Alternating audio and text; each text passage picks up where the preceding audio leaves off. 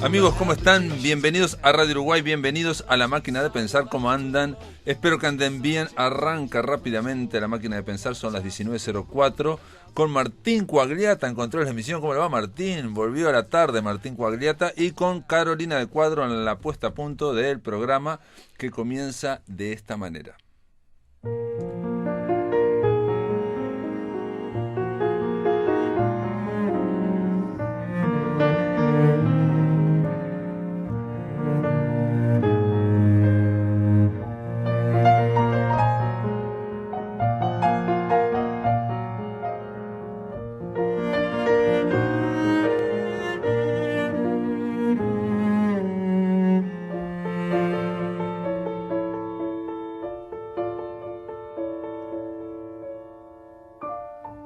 No está escondido,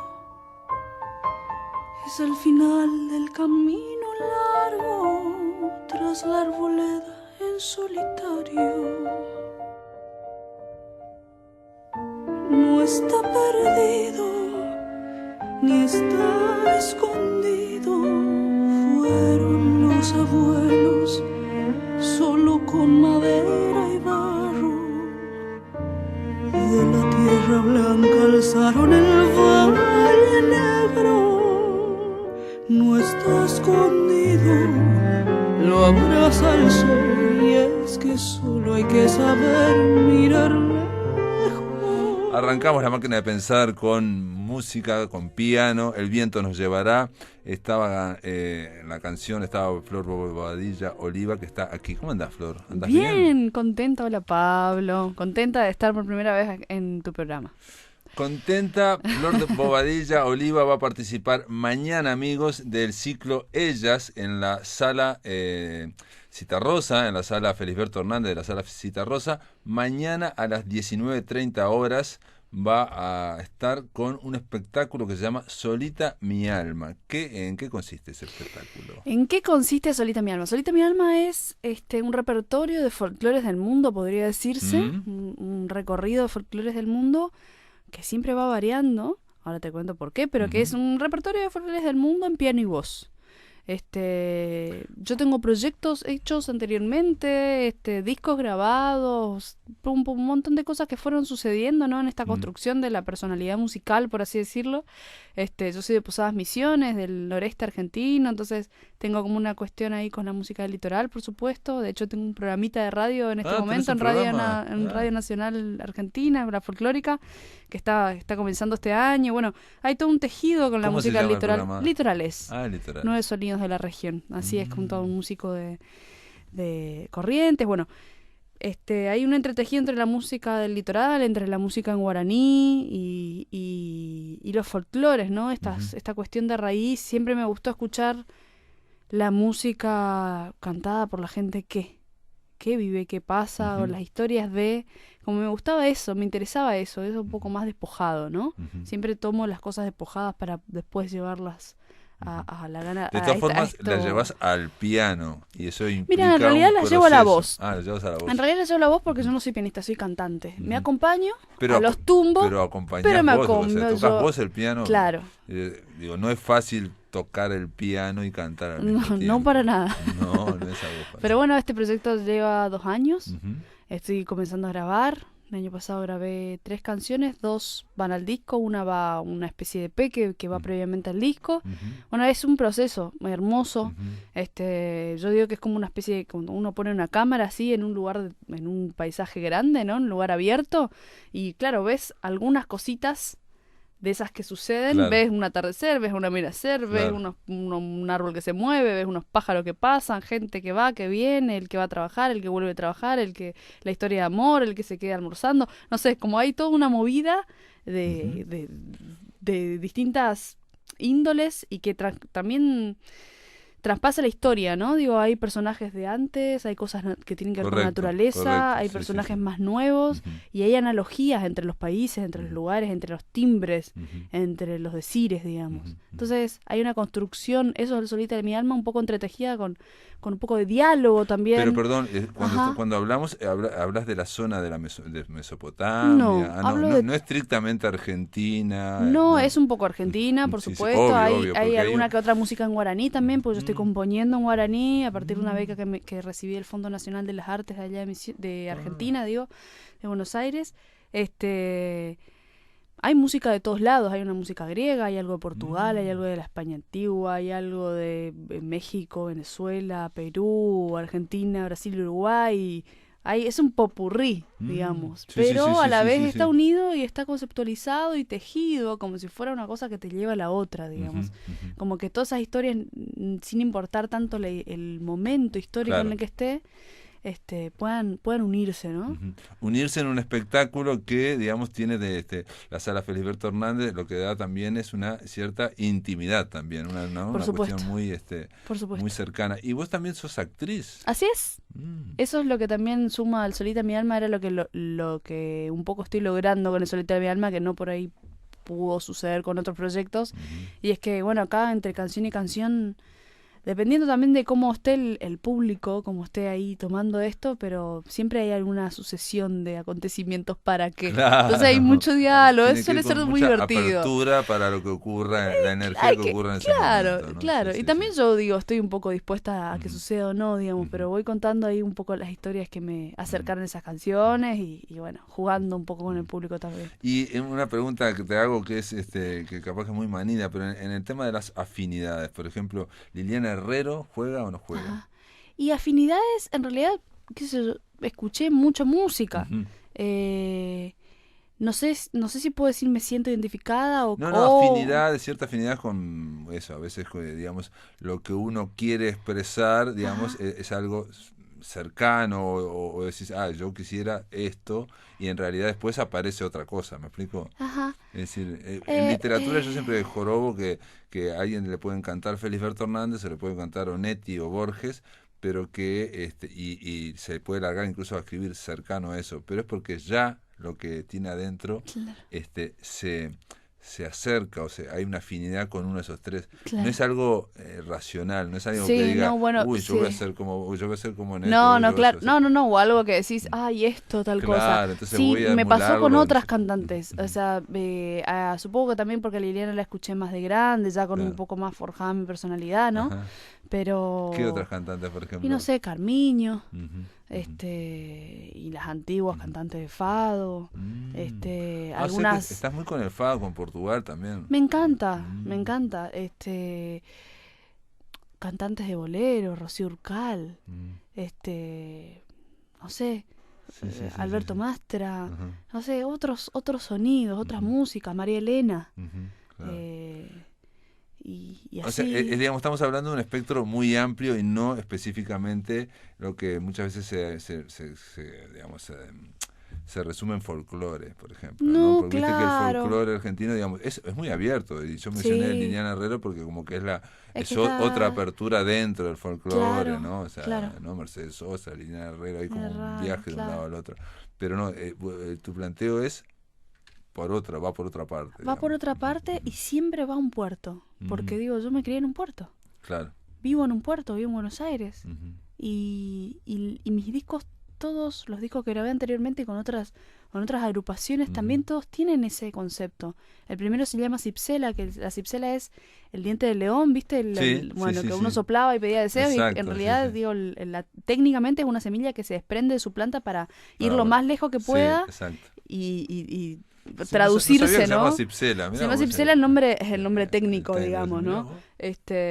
Y que además, bueno, yo creo que mi imagen o la imagen que pensábamos con Nacho, el pianista con el que trabajamos ese disco, era que, claro, vos te despedís y todo lo que sucede en el camino hasta que llegaste te interviene Obvio. y te Sí, pulsa, sí, ¿no? sí, sí, Con sí, sí, otra sí, sí. información. El Llegás segundo, otra. llegás otra, claro. Claro. Siempre sos otra ya de por sí, Exacto, sí, digamos. sí, Salís sí. de esto para otra cosa. Sí. Después, el otro se llamaba Zırı, que en guaraní significa agua que corre, que es como también una imagen linda. No sé, el otro era turpial, la música de Venezuela, que es un pajarito que va para todos lados, que es como una cosa común, pero también así que tiene un recorrido más cerca y mucho más lejos. Entonces, bueno, era como un juego de todas estas imágenes, digamos, y se está condensando en el Solita mi alma, en el tratar de acompañarme, en el aprender a acompañarme en muchos sentidos, terapia de por medio, mucho amor propio. Sí, bueno, es parte del para ser mejor, ¿no? Artístico, claro. Pero entonces cuando decimos Solita mi alma, digamos, es una, en este caso sería como una condensación de todo ese camino que ya hiciste, digamos, ¿no? Y o sea, creo que en realidad las siempre va a canciones ser así, ¿no? Sí. Creo en realidad que siempre va a ser así, ¿no? Que como uno a medida que va creciendo, por más de que los proyectos vayan cambiando, los focos vayan cambiando, digo, se trae lo que se trae, ¿no? Y uno va quedándose con la esencia y con lo más potente o lo que sirvió, lo que suma o lo que, nada, condensa. Y en el caso de Laza de Sela, que y bueno, Laza es una compositora, fue una compositora maravillosa y que también tiene esta cosa de muchos lados. Viste que uno no sé, a mí me tocó viajar de chica también mucho. Entonces, sí, yo nací en Misiones y sí, sé que soy de Puerto y los puertos son muchos y viste, como la raíz, toda la música de raíz, que de repente yo pienso que nuestra raíz en realidad es de agua. Porque es un camalote y acá se quedó acá un rato y después siguió el viaje y de repente se mareó y después encontró otra cosa.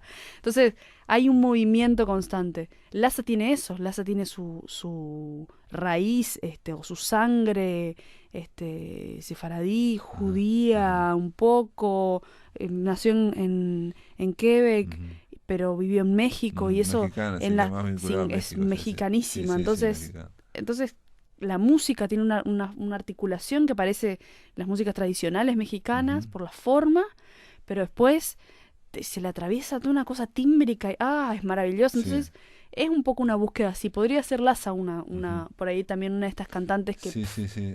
A veces se habla de fusión, una palabra que no sé si es tan claro, bonita, es que viste que todo el mundo, es que necesitamos ponerle palabra a las cosas porque es lo que nos comunica y a la vez es lo que nos mata, digamos, porque la palabra nos liquida un montón. O etiqueta o constriñe. Claro, rótulo, que nos termina cortando las patas muchas veces porque nos limita, pero bueno, es para tratar de explicarnos, ¿no? Claro, Laza es una cantante porque a veces que a mí... también son como hormas donde uno trata de encajar, y no encajamos porque todos tenemos hormas diferentes en realidad. Exacto, sí, y de repente, incluso, digamos, de la horma más general de el buen gusto. Uno dice, bueno, quiero tocar bien, pero de acuerdo a una horma, y de repente descubrís que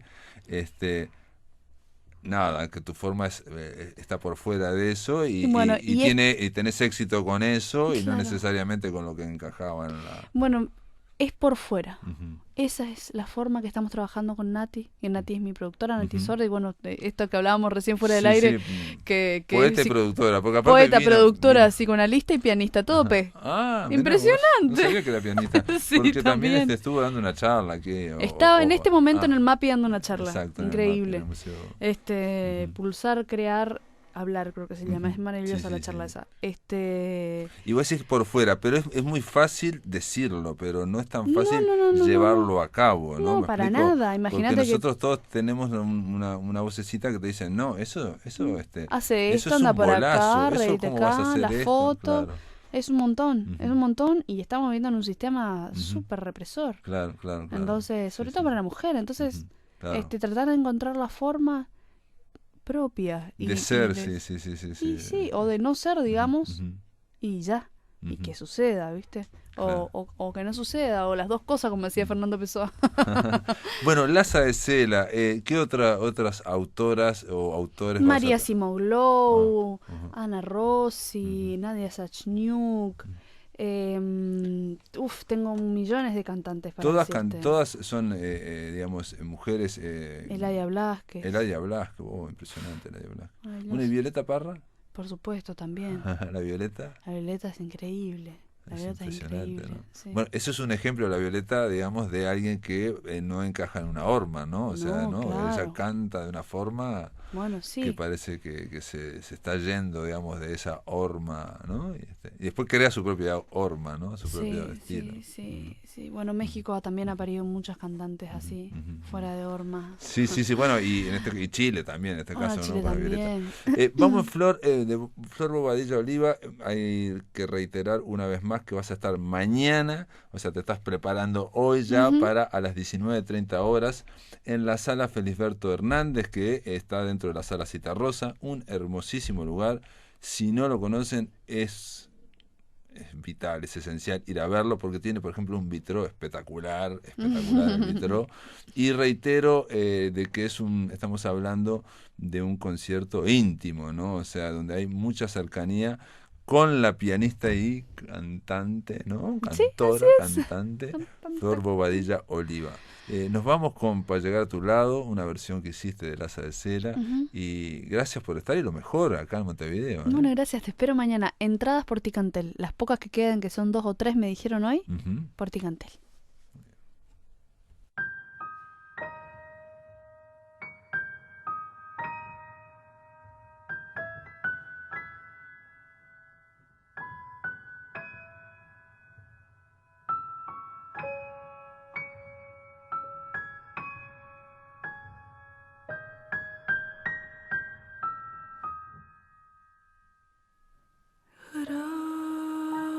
Gracias a tu cuerpo doy por haberme esperado. Tuve que perderme para llegar hasta tu lado.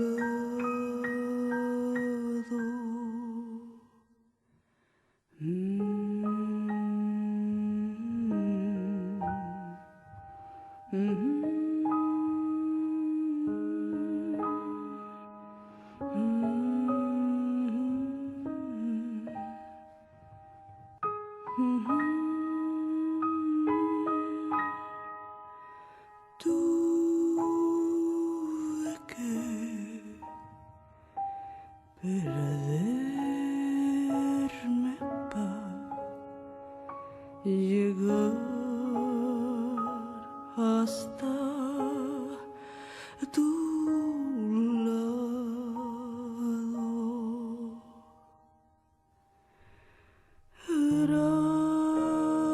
Gracias a tus brazos doy por haberme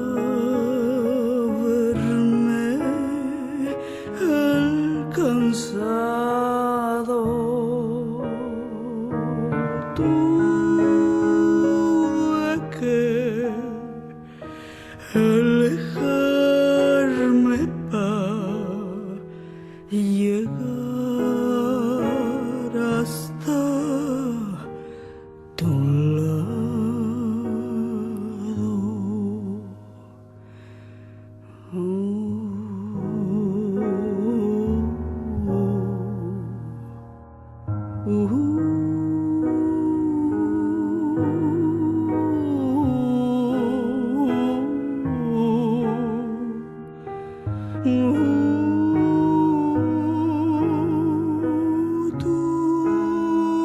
Tuve que alejarme para llegar hasta tu lado.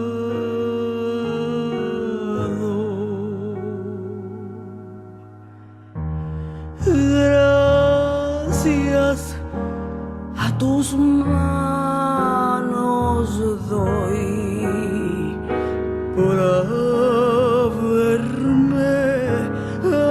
aguantado.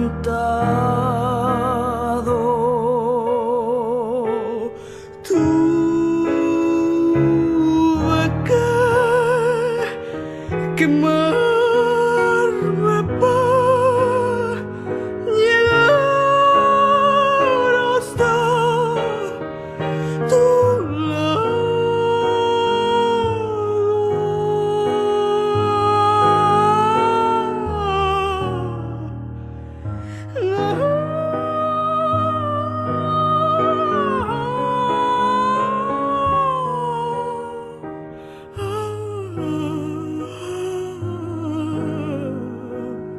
Tuve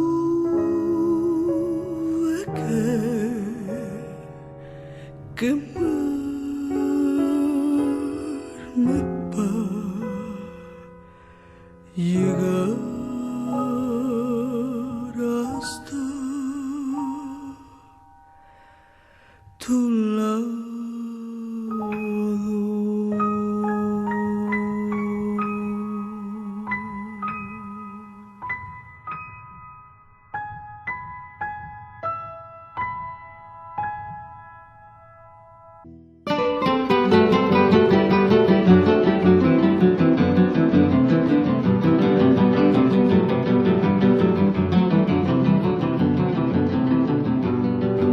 Apretado en 4 tientos en las ancas de un Picasso, va chicoteando mi lazo al compás de un trote lento.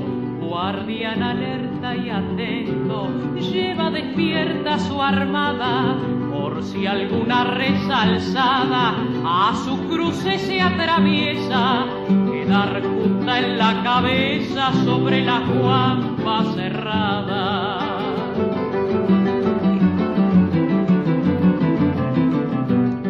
Lazo cuando yo te miro, de la llapa a la presilla, como en una pesadilla, pasan jornadas que admiro, y te veo en cada tiro, con certera precisión, en un seco, en un cimbrón, sin dejarte ramaleado, y hasta en un pial de volcán, lujo de acierto y acción.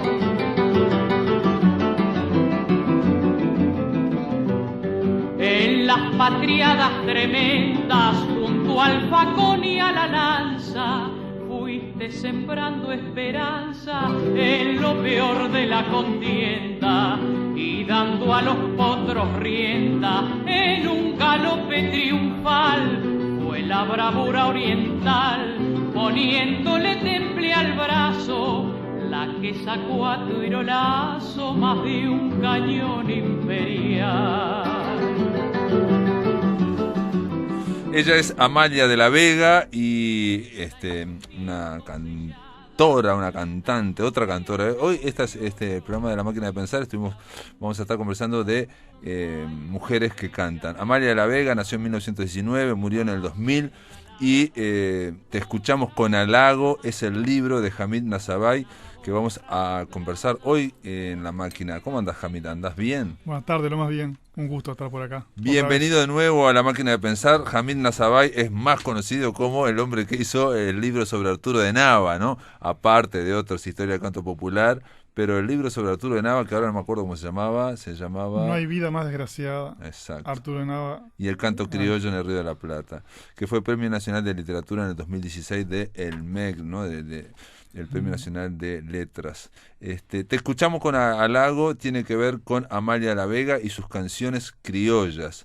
Esta mujer, leyendo tu libro, queda claro que fue alguien que marcó la música, no solo uruguaya, ¿no? Del folclore, ¿no? Claro. Sino que tuvo una presencia importante, pero sin embargo, como que después del 90, después de los 80, digamos, desapareció del mapa, y de hecho hasta el 2019, que se hace, digamos, el año del patrimonio, se la dedica a ella, no, desapareció, literalmente, prácticamente, ¿no? Totalmente, sí. De hecho, ella graba su último trabajo en el año 82, un cassette, Poetas Nativistas Orientales se llamó eso, es como que vuelve al origen, ¿no? Incluso salda la deuda con algunos poetas que ella, siendo que había grabado a los principales nativistas, que no había grabado, como es el caso de Romildo Rizzo, aparece Los Ejes de mi carreta, o es el caso de Bartolomé Hidalgo. Pero de Romildo Rizzo graba Los Ejes. Claro, en ese último trabajo. Nunca antes lo había versionado, grabado, ni tampoco a Bartolomé Hidalgo, ¿no? Y bueno, y después de ese año 82, ella queda en su casa, una persona muy casera. Bueno, ahora hablaremos de su personalidad, pero una persona hogareña, al punto que se creyó, algunos creyeron, se la encontraban y decían, pero ¿cómo? No está payadores, ella cuenta, ¿no? la encontraban en el Prado y le decían, pero ¿cómo Amalia no está muerta? Nosotros pensábamos que estaba muerta. Y por ahí en el año 2000 o sobre, bueno, fines de los 90 le hicieron algún homenaje, pero bueno, después quedó olvidada, ¿no? Sí, sí. Dice que la figura de Amalia de la Vega se recorta en el Río de la Plata con perfiles propios. En esta cantante se unen armoniosamente un bello metal de voz, la más sólida afinación y la dicción más clara para recrear las tradicionales melodías en el más adecuado estilo. Este elogio lo escribe Lauro Ayestarán, nada menos. Claro, ¿no? sí, con Lauro Ayestarán, que bueno, eso es de mediados de la década 50 para adelante. Ya había tenido un vínculo con Ayestarán, de hecho, ella realiza unas grabaciones en el año 49 para el archivo Ayestarán, en la casa de él, tocando ella sola con la guitarra además. Ese año también ella graba profesionalmente, con diferencia de días, pero bueno, además Ayestarán consideraba que le recomendaba justamente que no estudiara canto, porque aclaremos que para los que no la conocen puede pensar que es una cantante lírica que optó por lo popular, sin embargo es totalmente autodidacta.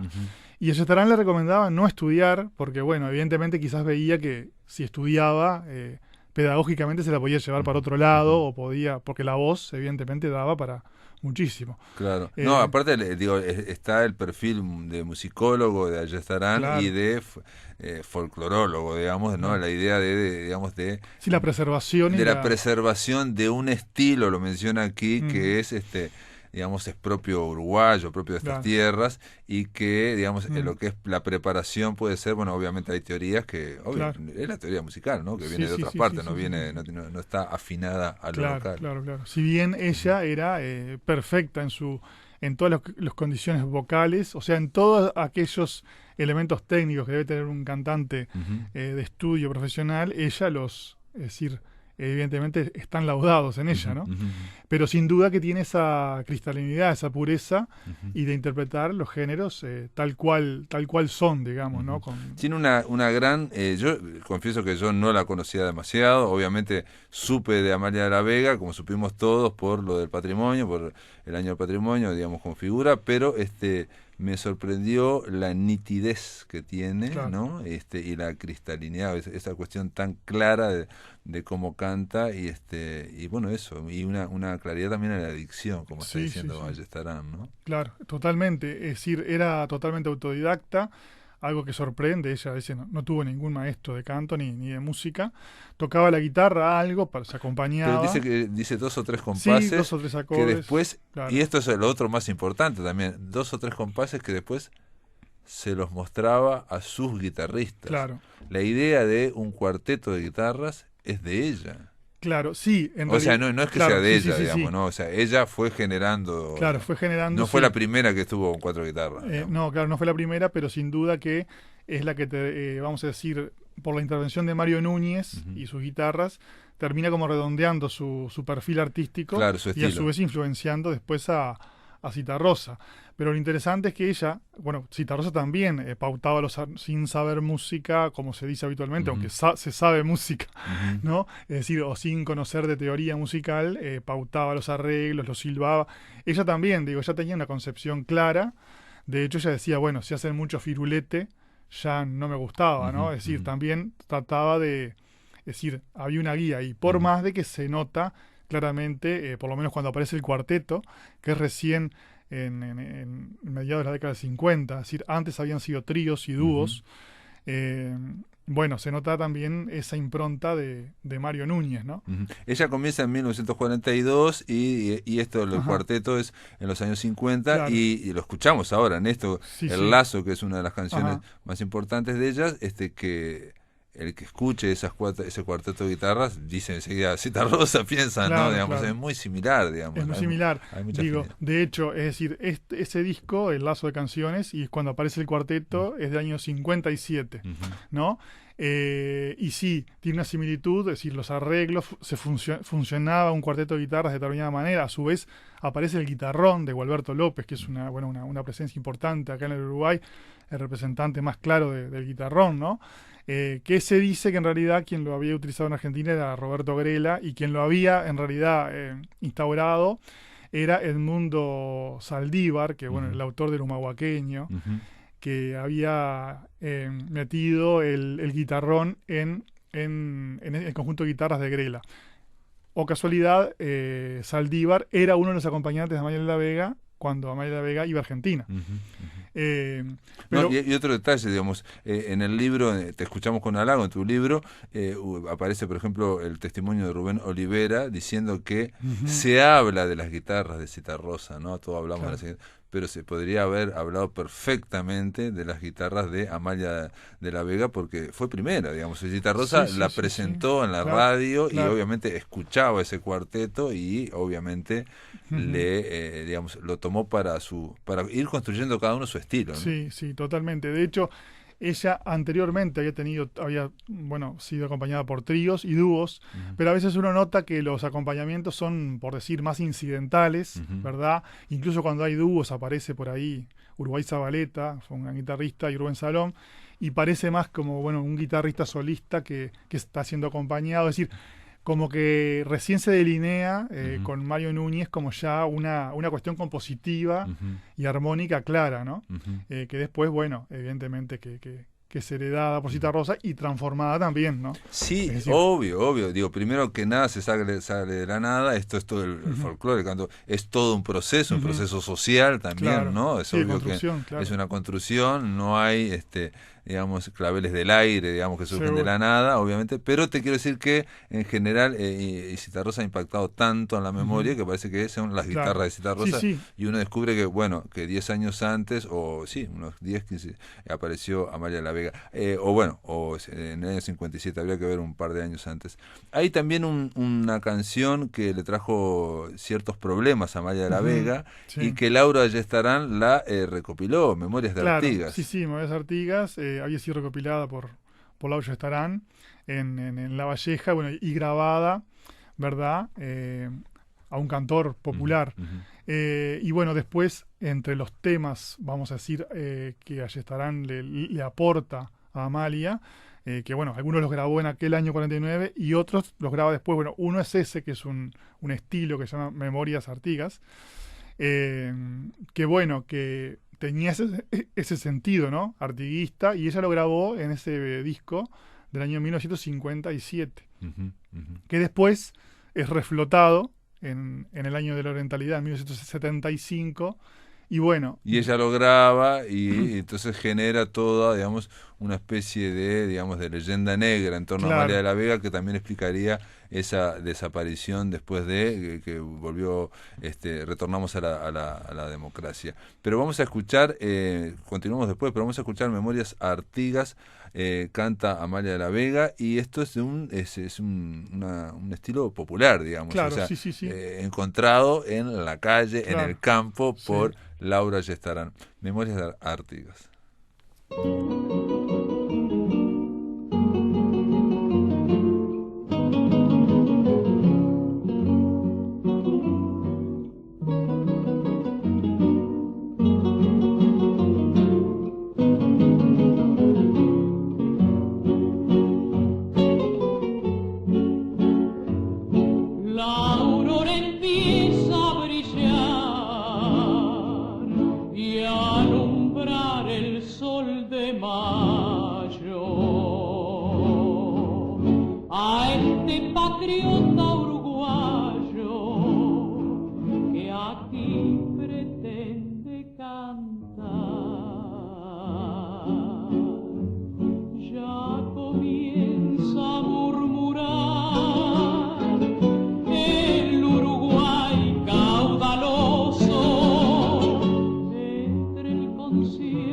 Armonioso de flores, aves y espigas.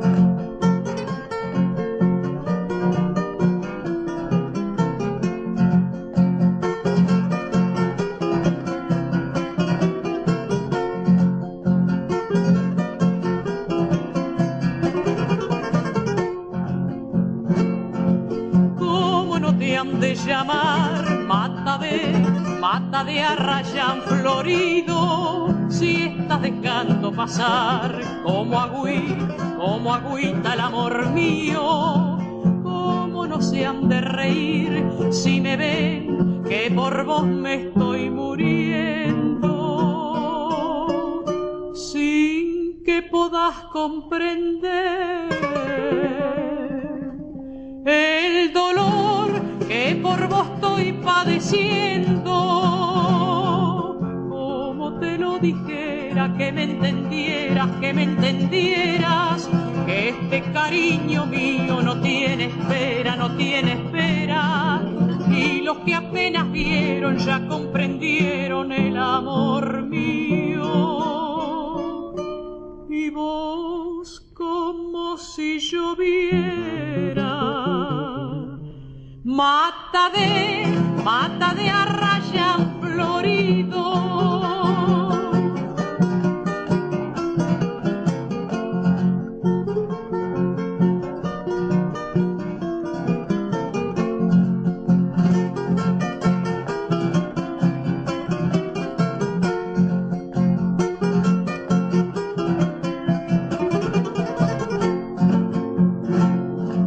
Dicen que es bueno esperar, pero dime que hasta cuándo. Mira que no hay que olvidar que una C murió esperando. Si hasta un naranjo planté va a tener azares de esperanza, pero ya ni eso tendré.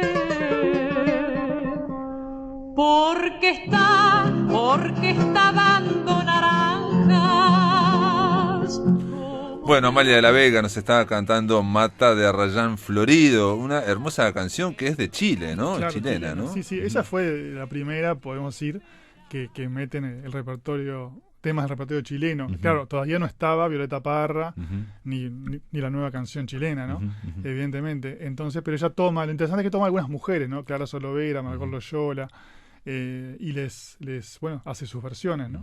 De esos temas. Bueno, si te escuchamos con halago, es el libro que estamos conversando de Jamil Nazabay, está publicado con un apoyo del Fondo Nacional de Música por la editorial Tinta y Papel, está distribuido en librerías, y a mí me gustaría, si te parece, capaz perder unos minutos, pero para volver al tema de la leyenda negra de Amalia y un poco aclararla. Por un lado, Memoria Artigas, yo dije en el bloque anterior, que ella intervino en el año 75 en un disco de la dictadura, ¿no? Del año de la orientalidad, pero vos me agregás una cosa que se me pasó a mí, que es que ella no lo grabó para la dictadura, no lo grabó en el año 75. Claro, es decir, en el 75 la DINARP organiza un concurso, Canciones a mi Patria, donde hay ganadores de ese concurso, y después se graba un disco, y en ese disco, Álbum de la Orientalidad, que tiene un volumen 1 en el 75, y un volumen 2 en el 76,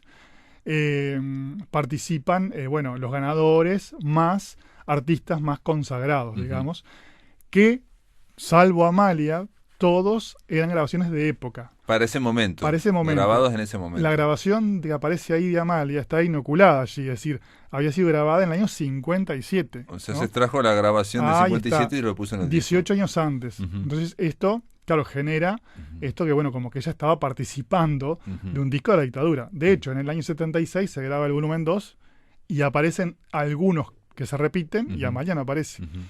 Pero además coincide que una época que es cuando Amalia vuelve al ruedo. Ella se apartaba por motivos personales, porque no interesaba el espectáculo ni nada por el estilo.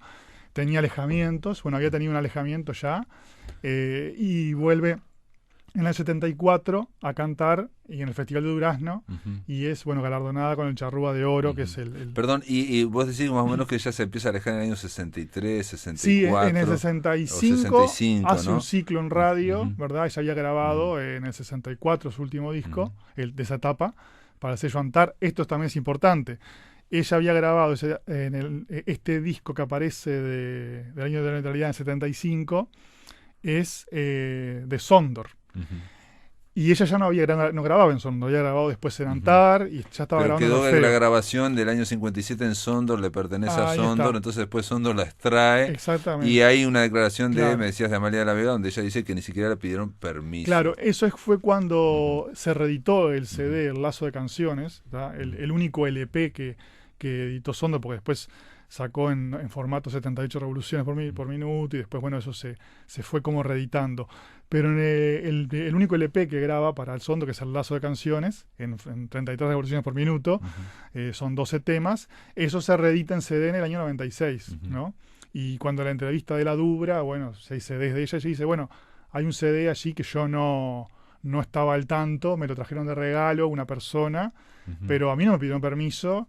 Ni siquiera me mandaron uno de obsequio como se estila, dice, Claro, ¿no? claro. Estamos hablando igual de, digamos, algo que parece que no debería ser, me parece, bueno, sí, algunos sí, digamos, a un artista como Amalia de la Vega, por su pensamiento político, Claro. digamos, ¿no? Que, digamos, no era una mujer de izquierda, pero Carlos Gardel seguramente tampoco era de izquierda y Claro. era alguien sumamente admirado por Amalia de la Vega, que reclamaba una y otra vez la sencillez, tratar de Claro. buscar la sencillez, no la simpleza, sino Ujú. la sencillez.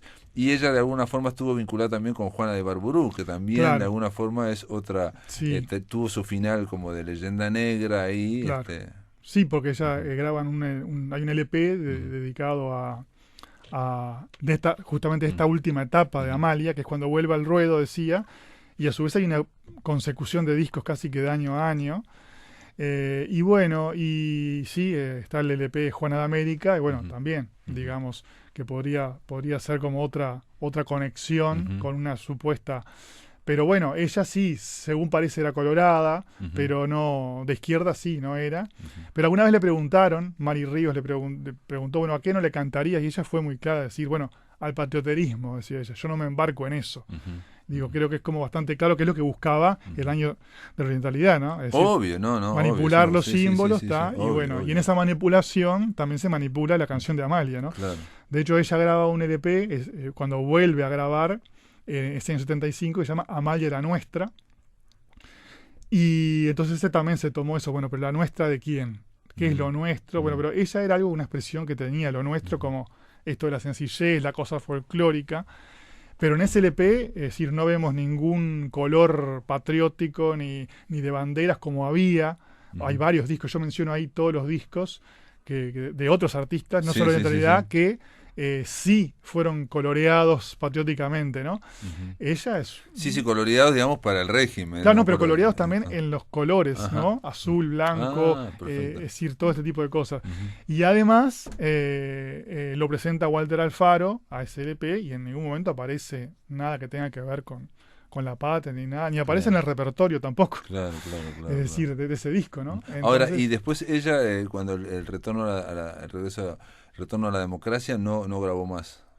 No. No, Ya lo último que grabas en el año 82. Ya no. 82, sí. También hay que ver que la canción popular había tenido una transformación. Cuando ella venía cantando un formato tradicional, los géneros folclóricos, y sobre el final de la década del 60, bueno, es el auge. Obvio, por eso te decía, a partir del Claro. 65 comienza una politización de letrística importantísima, Claro. ¿no? Y Importantísima. ella ahí estaba en la casa, cuidando a la Estaba, madre. Es exacto, decir, sí, así sí. lo estoy diciendo literalmente.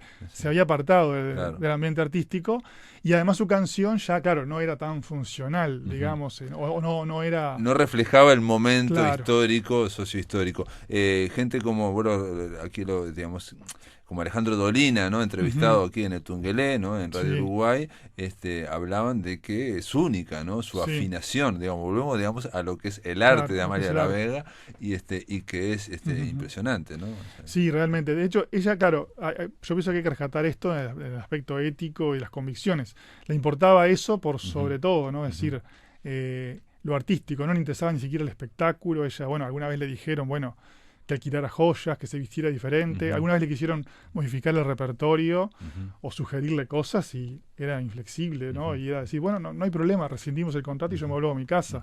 Es Y no decir, estaba tampoco, por ejemplo, en el tema de vestirse en plan folclorista, ¿no? Por ejemplo, Tampoco. por poner un ejemplo, Mercedes Sosa sí lo hacía, Claro, por ejemplo, claro, ¿no? claro. ¿no? En Sí, su sí. momento había uno, Atahualpa Yupanqui que Claro. siempre se negó, digamos, no sé si no se negó siempre, pero bueno, Citarrosa sí, claramente. Claro, ¿no? claro. Si no había, exotismos ni exitismos, digamos, Sí, ¿no? sí, Es sí. decir, ella le interesaba la voz. De hecho, cuando comienza, de acuerdo, además de su timidez y su retracción, era muy introvertida. Bueno, cantar sí, y que se irradiara, pero no ante el público. Eso llevó, desde que comienza el año 42, 10 años después se comienza a presentar en público, en fonoplatea, ¿no? Y también hay que ver esto, toda esa etapa previa a la década de 60, a la politización de la canción, que ella ya estaba desde el año 42 cantando y bueno, y vigente, ¿no? Y bueno, y en tu libro Te escuchamos con halago, Amalia de la Vega y sus canciones criollas, aparece también el periodo histórico uruguayo, donde una vez más se ve, y eso se ha hablado una y otra vez, la invasión argentina, del folclore argentino, aparte de una época, de un lugar muy específico de Argentina, y que estaba, ¿no? Las zambas y los chalchaleros, todo eso, ¿no? O previo. Claro, era el noroeste argentino. El noroeste. Pero sin embargo ella, es decir, es anterior a ese fenómeno, es decir, porque los chalchaleros aparecen en el año 48, ¿no? Como emblema de ese movimiento. Ella ya desde el año 42 ya estaba vigente, y es más, en Argentina. Ella debuta en El Espectador en el 42 y en el año 43 es contratada por Radio El Mundo, que era la más importante en lo que tenía que ver con plateas y cantantes y artistas, y es contratada y bueno, y tenía repertorio folclórico argentino o folclorístico argentino, pero sus referencias eran otras, ¿no? Buenaventura Luna, La Tropilla de Huachipampa, las primeras cosas de Falú, las primeras cosas de Yupanqui, es decir, ella, es decir, este movimiento es más joven que ella, es decir, si vamos al caso, ella sería también una de las gestoras, pero lo interpretó a su modo, es decir, ella no hizo covers.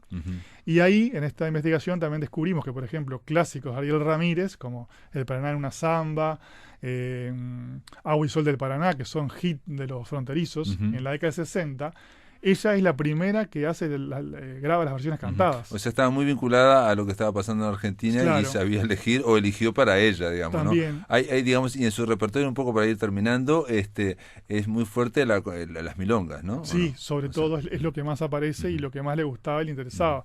Y ahí la musicalización, sobre todo, del poeta Tabaré Regules, ¿no? Hijo de Elías Regules, con quien ella se contacta, ¿verdad? Y tenían amistad, y bueno, y de alguna manera musicaliza varios, le pide, bueno, hay como y de alguna forma, yo no sé si no estaría, digo, leyendo tu libro, Te escuchamos con halago, yo pensé si no estaba construyendo, bueno, esa especie de mito que hay que, bueno, lo generó el propio Buenos Aires, de que la milonga es para Uruguay y el tango es para Argentina, ¿no? Claro. Viste que hay una cuestión... Sí, ella era muy milonguera, y esta cuestión Otra conexión con Citarrosa, ¿no? El cuarteto de guitarras y la milonga. Claro, sí, totalmente. Es decir, la forma de la armonización de las milongas en las guitarras es característica en ella, ¿no? Cómo entra el guitarrón, en fin, es decir, todo eso es como está más vinculada a Citarrosa de lo que pensamos, mucho más vinculada. Sí. Jamín Nazabay, gracias por estar en la máquina de pensar, y bueno, y felicitaciones por Te escuchamos con halago, Amalia de la Vega y sus canciones criollas. Un gusto para mí. Un abrazo. Pasa volando el tiempo, sí, ¿no? Teníamos una canción para pasarla, pero bueno, quedó para adelante. Amigos, se terminó la máquina de pensar. Mañana vamos a estar recibiendo a los poetas artiguenses Nelson Traba y Jesús Moraes. Ellos vienen de allá de Villa Unión. Nelson Traba no está acá en Montevideo. Y con el editor colombiano Alejandro Herrán van a estar hablando sobre 3 libros que vamos a estar conversando mañana aquí por Radio Uruguay. Que lo pasen muy bien.